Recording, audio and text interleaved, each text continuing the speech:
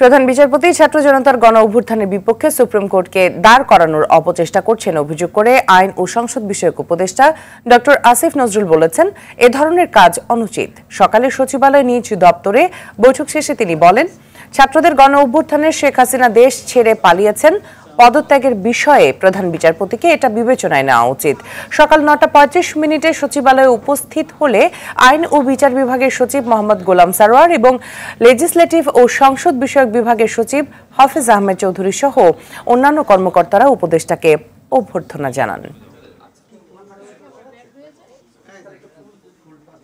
মনে করা হচ্ছে যে এটা একটা যে স্বৈরাচারী পরাজিত শক্তি ছিল তাদের পক্ষের একটা মুভ, আমি যতদূর মনে করতে পারি। সুপ্রিম কোর্ট হচ্ছে আমাদের সংবিধান রক্ষণের, মানবাধিকার রক্ষণের জন্য একটা সবচেয়ে বড় প্রতিষ্ঠান। ছাত্র জনতার যে গণ আন্দোলন, এটার বিপক্ষে সুপ্রিম কোর্টকে দাঁড় করানোর চেষ্টা কারো করা উচিত না।